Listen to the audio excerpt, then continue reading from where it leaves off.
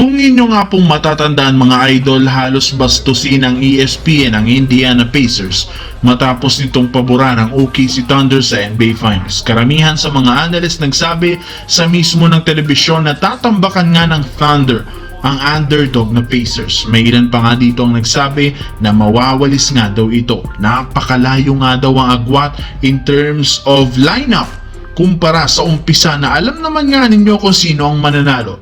Subalit sa hindi inasahan, lahat ng pinagsasasabi ng mga analyst kuno ng ESPN kanilang kinain matapos matalo ang OKC Thunder sa Game 1. Kaya nagpapatunay lamang ito na hindi talaga mapagkakatiwalaan ng prediksyon ng mga NBA analyst. Kaya may ilan nga dito ang dali-daling humingi ng sorry matapos nitong sabihin na hindi nga nila akalain na tuluyang nagamay ng mga player ng Pacers ang paglalaro sa napakataas na level sa clutch moment laban sa hindi kagaya sa OKC na bagamat merong talentadong player, nagkakagulo pa rin pagdating sa crucial minutes. Samantala, maliban nga po mga idol sa mga analyst maging ang mga NBA players, sobrang nagulat sa performance ng Indiana Pacers sa Game 1. Ayon sa NBA legend na sa Shaquille O'Neal, hindi nga daw ito ang inasahan niya na mangyayari sa first game dahil akala niya magkakaroon ng blowout win ang OKC. Maging si Dwayne Wade hindi napigilan